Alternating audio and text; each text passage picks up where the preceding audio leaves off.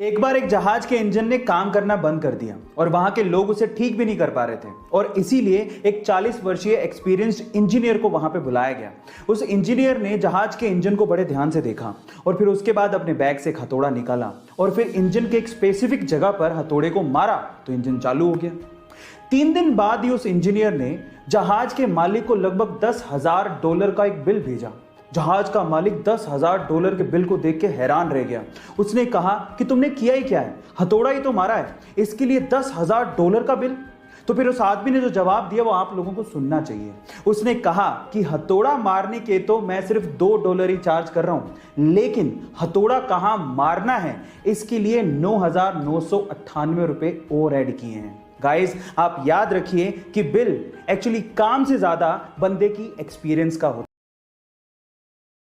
चलिए guys, India के बारे में एक और इंटरेस्टिंग सवाल मैं आपसे पूछता हूं। क्या पता यही सवाल अमिताभ बच्चन हॉट सीट पे आपसे पूछ ले। सवाल यह है कि इंडिया का पहला इंजीनियरिंग कॉलेज कौन सा है। इंडिया में सबसे पहले खुलने वाले इंजीनियरिंग कॉलेज का नाम बताना है आपको। क्या आप जानते हैं? चलिए मैं आपको बताता हूं। वो है IIT Roorkee, Indian Institute of Technology Roorkee. इसे 1847 में Thomason College of Civil Engineering के नाम से खोला गया था। क्या इसके पहले तक के फैक्ट आप जानते थे? और अगर नहीं जानते थे तो चैट सेक्शन में जरूर लिखिएगा।